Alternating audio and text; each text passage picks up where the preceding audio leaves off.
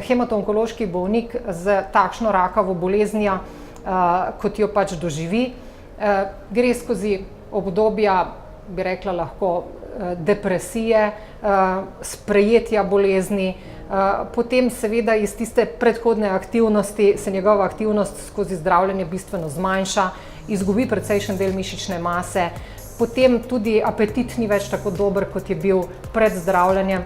Skozi kemoterapijo, ki jo dobivajo, in skozi program presaditve, bolniki ostanejo večkrat, torej več krogov po 30 dni v bolnišnici, zaprti v majhni sobi, ker je gibanje seveda omejeno in še na ta način seveda dodatno izgubljajo mišično maso.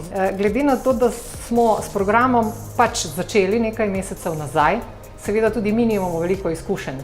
To je tudi mi orjemo na novo, povsem ledino v Sloveniji, in seveda se bomo tudi iz izkušenj in odgovorov bolnikov naučili nekaj, kako bomo v bodoče ta program peljali. Bistvo pa je, da se naučijo, da vidijo, kako bodo delali v bodoče tudi takrat, ko ne bodo v programu.